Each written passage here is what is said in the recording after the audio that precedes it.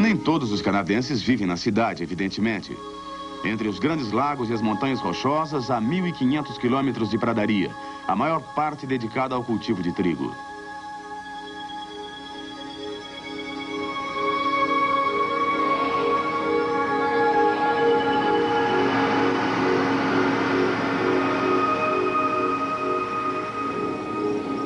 As fazendas desta região figuram entre as mais mecanizadas e produtivas do mundo, e a sua produção sobressalente tem sido um dos principais itens de exportação do Canadá no último século. Apesar de seu considerável tamanho, as regiões habitadas do Canadá são uma pequena parcela de sua superfície total, que permanece em grande parte despovoada. A proteção do meio ambiente e a preservação de sua herança natural é uma prioridade do povo canadense, ciente da sua importância para a história e o futuro de seu estilo de vida.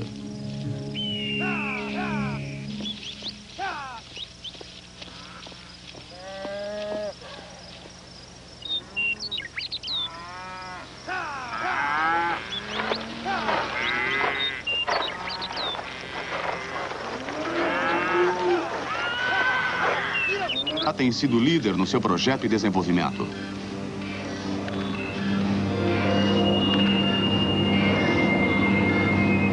Aliás, um país maior do que o Oceano Atlântico não poderia deixar de se especializar na tecnologia das comunicações, e os satélites são apenas um componente.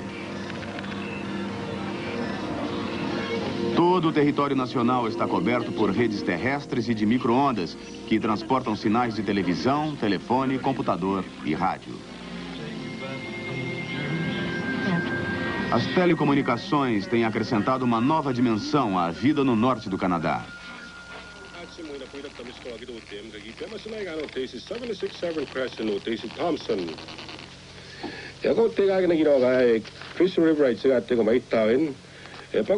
Desde os estúdios da Native Communications em Thompson, no norte do país, os programas de Ray Smith, na língua Cree, atravessam a mata impenetrável para chegar até as mais remotas reservas índias na beira de lagos e rios.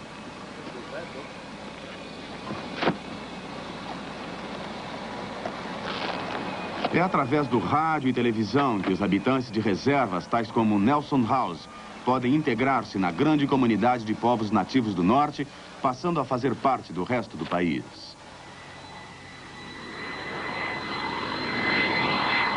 No Alto Ártico da ilha de Baffin, o transporte de passageiros e de correio se faz através de jatinhos, adaptados para pousar em pistas de saibro.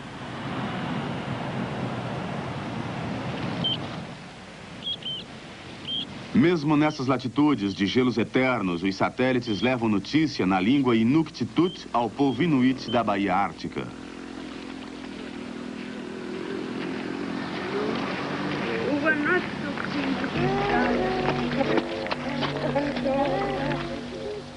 Graças às comunicações canadenses, gente como o caçador inuit David Kaluk e sua esposa Lia têm maior acesso ao resto do mundo sem necessidade de abandonar a sua comunidade ou o seu tradicional estilo de vida.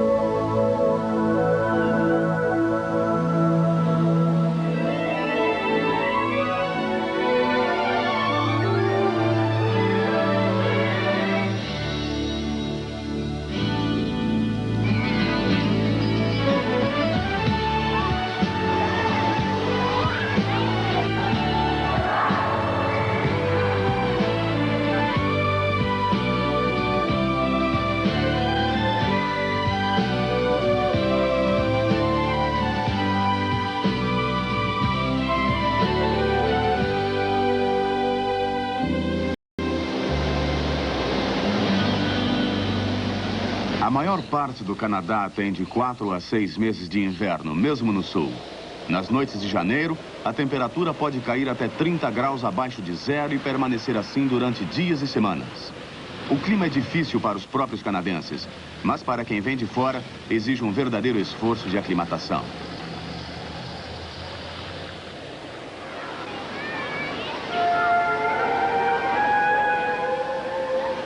Mas os canadenses também não gostam de passar todo o inverno sem um pouco de calor. E como a natureza não lhes deu praias tropicais, foi preciso criar uma.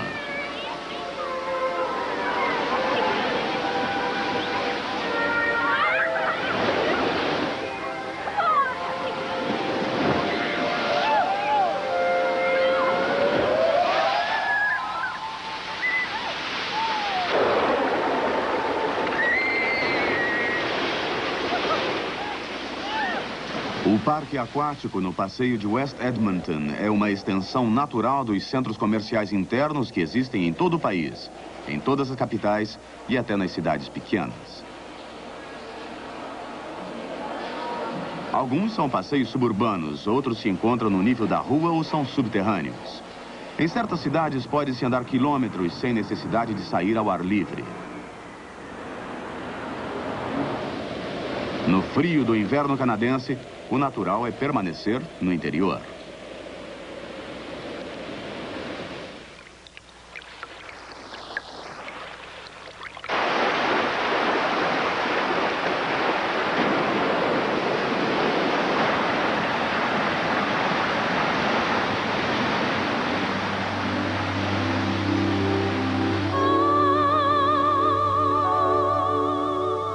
Canadá.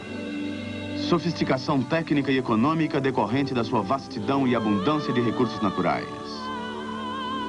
Enormes distâncias conquistadas pelas comunicações instantâneas. Uma nação construída por uma centena de nações.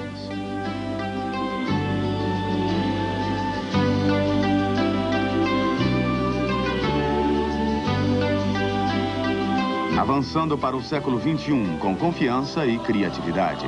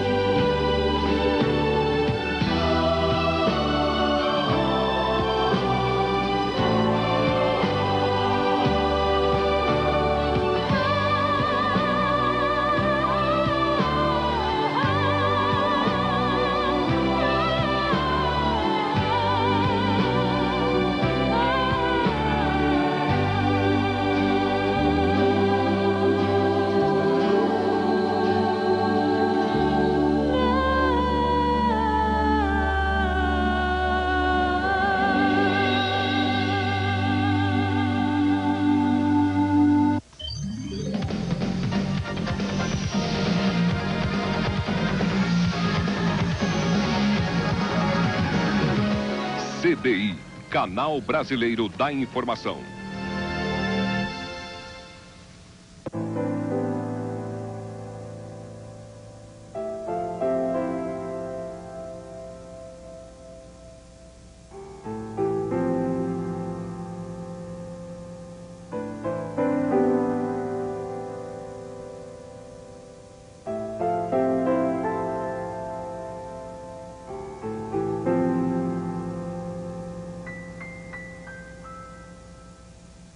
Brother, I can feel the sign of life behind the tears.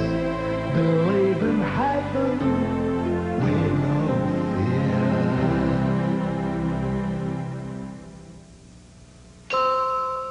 A diarreia faz a criança perder líquido, sais e murchar.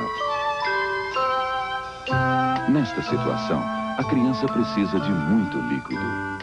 Dê a ela o soro caseiro e não pare de alimentar. Se a criança não melhorar, vá ao posto de saúde mais próximo. Soro caseiro. Esta receita vale uma vida. Tenha em casa a colher medida. Você sabe o que são crianças autistas? Pois há muitas no Brasil, vivendo num mundo à parte, isoladas dentro de si mesmas e sofrendo a indiferença das pessoas. Pois vamos mudar essa história. Elas podem ser tratadas. Ajude a Alma a fazer cada vez mais pelas crianças autistas. Ajude-nos com qualquer quantia. Vamos trazer essas crianças para o palco da vida. A Alma agradece e seu coração vai aplaudir você. Toda quinta e sexta-feira, seu almoço ganha um tempero diferente. Esporte Especial. Os gols, os lances, os comentários que vão deixar você de água na boca. Esporte Especial. Um prato cheio de informações. Esporte Especial. Quinta e sexta ao meio-dia. Agora é aqui, na TV CBI, o canal brasileiro da informação. Oferecimento. Pênalti, marca de profissional.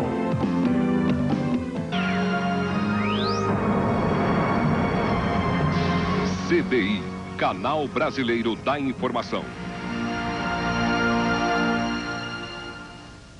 Este programa tem o apoio cultural da Universidade Paulista, Unip Objetivo.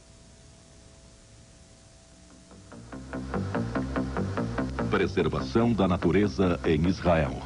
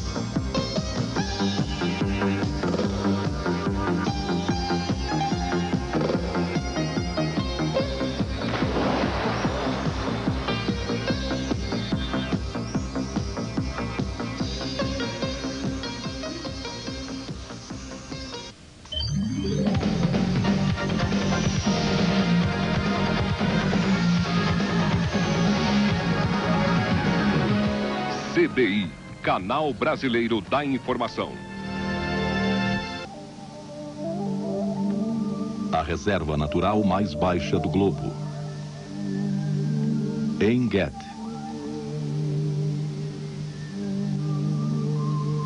A uns 400 metros abaixo do nível do mar, na fenda mais profunda do globo, encontra-se o Mar Morto.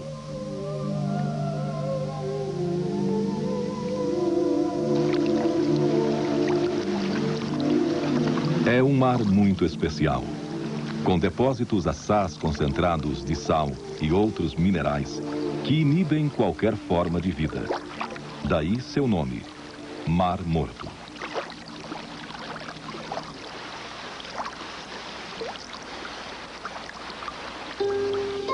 A luxuriante vegetação desta reserva natural, o oásis Ein Ged, contrasta com a desolação da paisagem ao redor, o deserto da Judéia.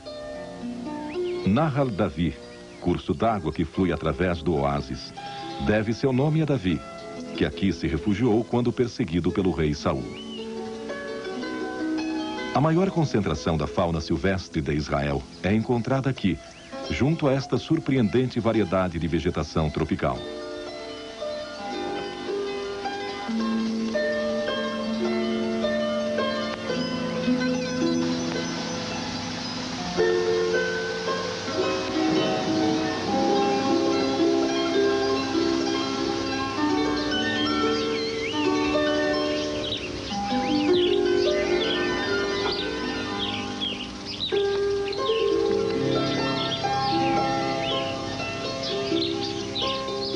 O que faz de Ein Ged um lugar singular é a conjunção de um tórrido clima desértico com esta abundância de água durante o ano inteiro. A torrente de Davi corre através do planalto desértico, indo precipitar-se bem no coração da reserva natural.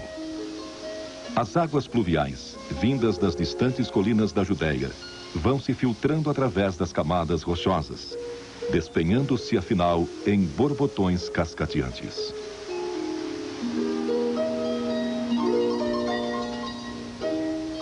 A reserva de En-Ged foi o primeiro laboratório natural no qual se puseram à prova em Israel os métodos de preservação da natureza. E os israelenses aprenderam uma importante lição. O homem e a fauna silvestre podem conviver em harmonia. O cabrito montês da Núbia e o coelho constituem a prova dessa nova e bem-sucedida coexistência. Há 20 anos, o cabrito montês era raro por aqui. Porém, o intenso esforço educacional e os métodos de preservação aqui introduzidos modificaram a situação. Hoje, as manadas de cabritos monteses abundam nesta zona. Israel é o único lugar no mundo em que o cabrito montês ainda se pode encontrar em seu habitat natural. Todo oásis deve sua existência a seus mananciais e cursos d'água. A torrente de Davi é um dos 2 únicos cursos da região e suas águas correm o ano todo.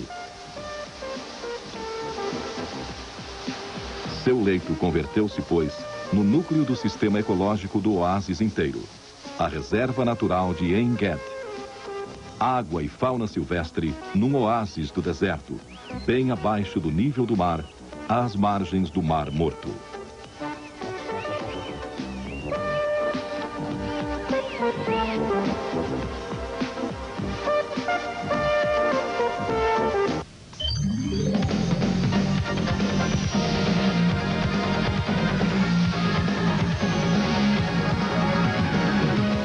CBI, Canal Brasileiro da Informação.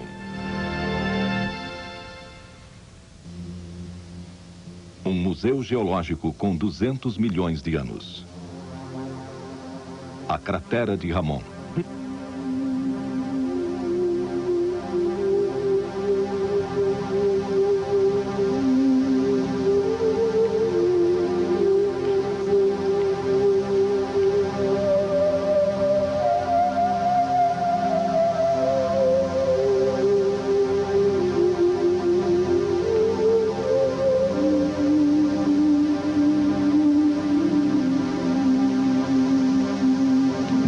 Milhões de anos atrás, um antigo mar recuou, deixando a descoberto uma gretada e desoladora paisagem. Assim teve início a evolução de um fenômeno geológico sui generis no deserto de Negev, em Israel. A cratera de Ramon.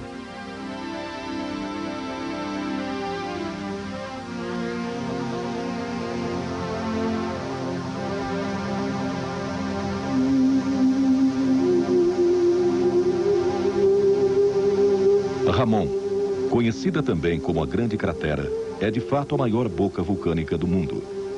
É também muito variada, tanto geológica como visualmente falando.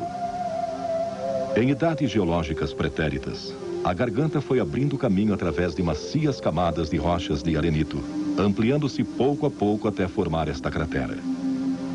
A pedra calcária e a rocha dolomita, acumuladas durante o período em que toda a região esteve submersa pelas águas, afloram aqui nestas camadas. E à medida que se alargava a estreita bacia embaixo, iam desmoronando-se e formando arestas no despenhadeiro. É um processo que continua ocorrendo até os nossos próprios dias. Uma turbulenta era vulcânica, há 135 milhões de anos, deixou suas marcas na cratera. Rios de lava petrificada e o cone destroçado de um vulcão. Logo chegou o deserto e se apossou da região. Descer ao fundo da cratera pelas arestas das rochas é o mesmo que retroceder a priscas eras no tempo. As formações rochosas multicores da cratera e outros fenômenos deram origem aqui a um fato geológico extraordinário.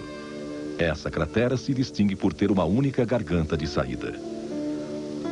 O deserto tardou mais de 50 milhões de anos para criar estas coloridas formações de pedra arenosa.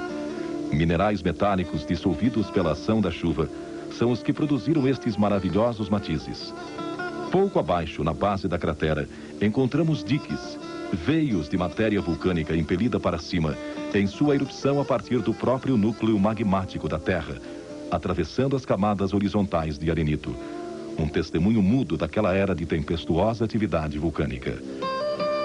Esta é a chamada serraria da cratera, um indício mais da atividade vulcânica. Correntes de lava incandescente haviam calcinado a pedra arenosa. Os blocos foram esfacelando-se em prismas hexagonais, alguns com até 1 metro de comprimento. Finalmente, estes blocos de quartzo e pedra arenosa foram se empilhando e dando origem ao que se assemelha a uma serraria. A cratera de Ramon, um exemplo dinâmico das mais remotas idades do planeta. 200 milhões de anos de idade e ainda crescendo.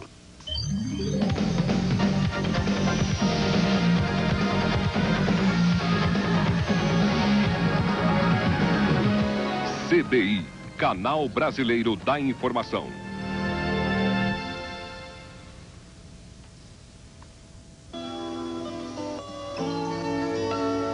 Animais bíblicos retornando à terra da Bíblia. O Haibar, do Carmel. Eis aqui um veado.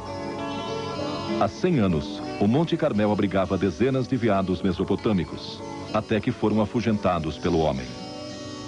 Hoje é este, provavelmente, o único lugar em que se pode avistá-los no mundo todo.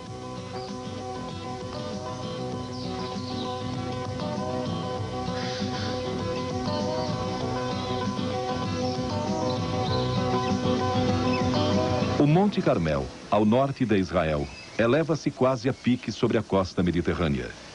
Aqui se implantou um singular projeto de preservação da fauna silvestre. O objetivo desse projeto é devolver os animais bíblicos à terra da Bíblia. De todos os elementos do nosso meio ambiente, o mais vulnerável e sensível é o mundo vivente.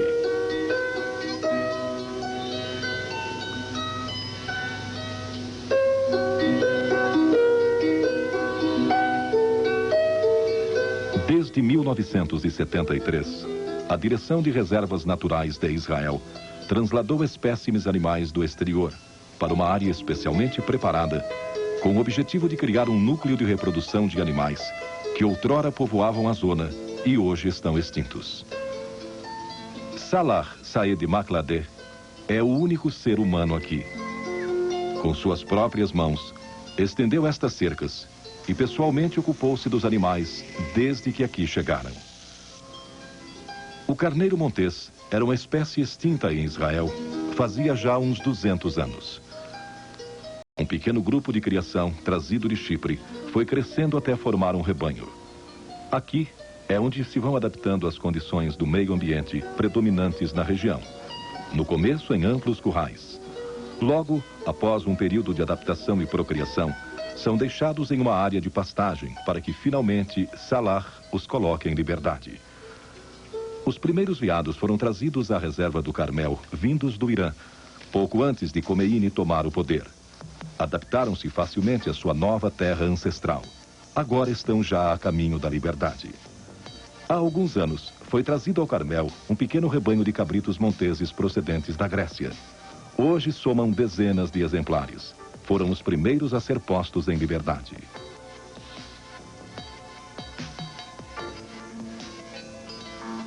Das tantas espécies animais que viveram nas antigas terras de Israel, apenas umas poucas sobreviveram.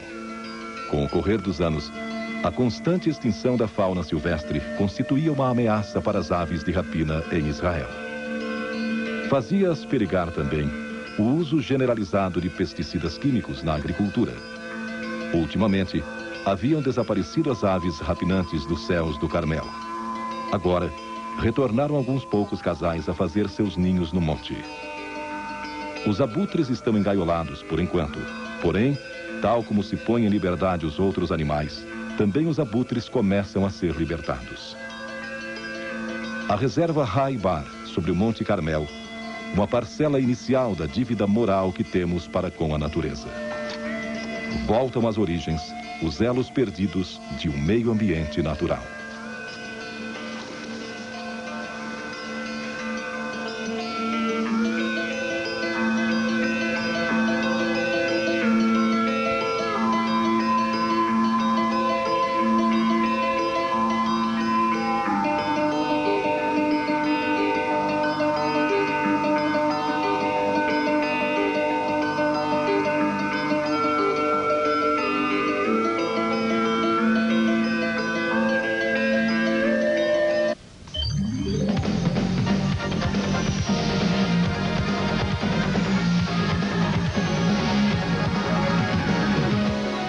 CDI, Canal Brasileiro da Informação.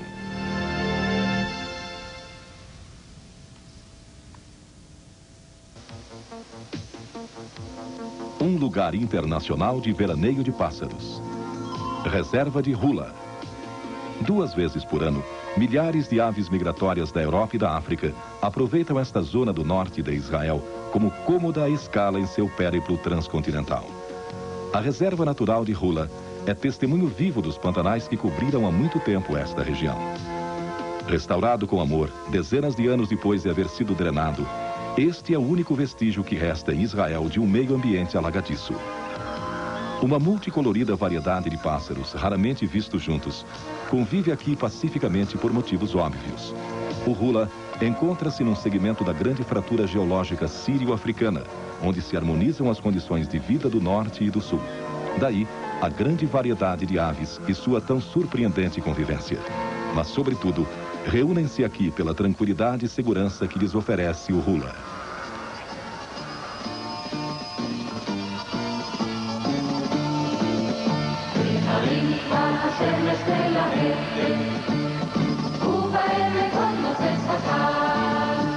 Não faz muito tempo, considerava-se o Hula como uma mancha na geografia de Israel.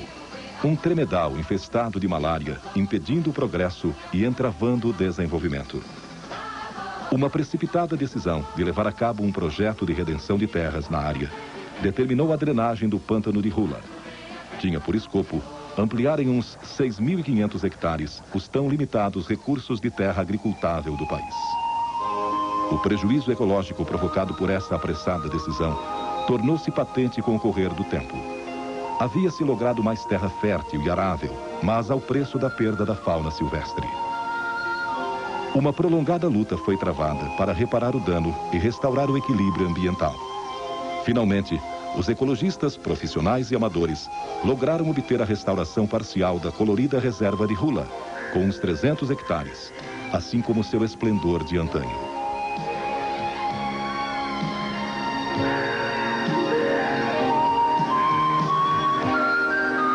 As condições de vida na reserva restaurada são únicas em todo o Oriente Médio. Serve agora de parque de diversões para as aves aquáticas, que já quase haviam desaparecido da região.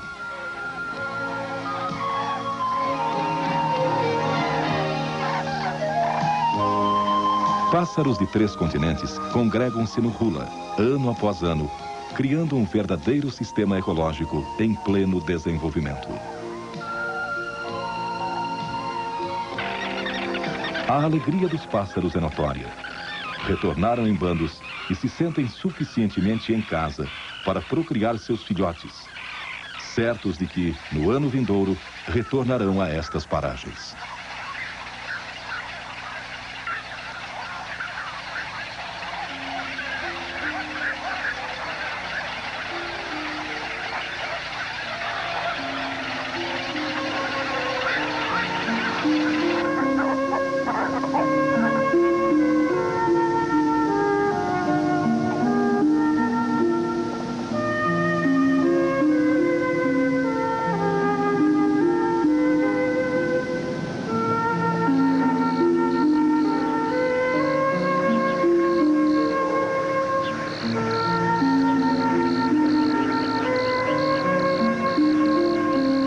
Eis que, de novo, a natureza está em equilíbrio.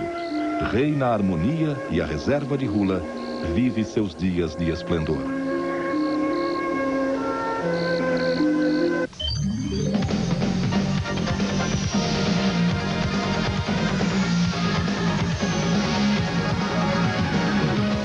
CDI, Canal Brasileiro da Informação.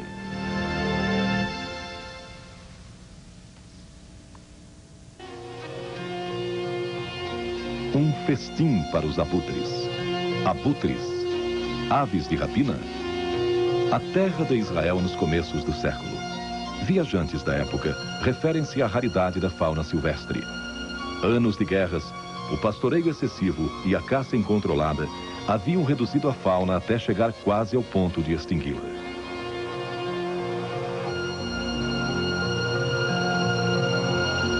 As aves de rapina de Israel haviam sido as mais vulneráveis. Afetadas pela escassez cada vez maior de alimentos, devido ao rápido desenvolvimento do país, sofreram além disso pelo emprego abusivo de pesticidas agrícolas. Seu território de caça, abundante em espécimes, havia sido transformado pelo homem em campos de cultura. Os animais domésticos desalojaram a presa, que constituía o único meio de subsistência dos abutres. Os tempos mudaram. A educação do público e o estrito controle ecológico permitiram que as aves de rapina retornassem a seu habitat. Dezenas delas podem ser vistas hoje, remontando-se às grandes altitudes e fazendo seus ninhos nos penhascos. As aves de rapina são uma das principais preocupações da Direção de Reservas Naturais de Israel. Para ajudar as aves em sua transição do cativeiro para a liberdade, a direção implantou estações especiais de alimentação. De tempos em tempos, é deixada para os abutres uma res morta em lugar pré-estabelecido. Esse suplemento nutritivo ajuda-os a adaptar-se de novo à região, pelo menos até que retorne a fauna local em maior quantidade. Desta feita, os abutres se espantaram facilmente. De súbito apareceu um lobo e os afugentou de seu desjejum. É uma visita muito rara, a de um lobo à luz do dia. São, em geral, animais notívagos, desconfiados do bicho-homem. Ao incrementar a quantidade de lobos no deserto do Negev, em Israel, encontram-se eles em concorrência crescente na disputa pela comida. E isso obriga alguns deles a fazer, vez por outra, uma surtida diurna às estações de alimentação das aves de rapina. O sol desponta e desperta correntes de ar quente que ajudam as aves a planar nas alturas muito acima de seus campos de caça. Os abutres estão à espera de cadáveres. Podem divisar um animal morto a quilômetros de distância. Basta que um deles aterrisse sobre um animal morto para que todo o bando de seus vigilantes companheiros imite seu exemplo. Já que lhes agrada a carne ainda fresca de animais recém-mortos, os abutres constituem uma espécie de departamento de limpeza pública da natureza, cumprindo importantes funções ecológicas de prevenção de doenças.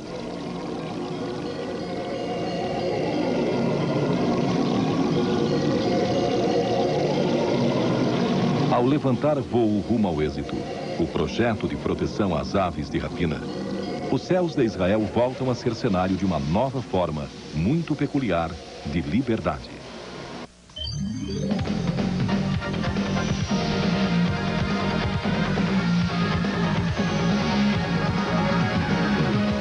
CBI, Canal Brasileiro da Informação.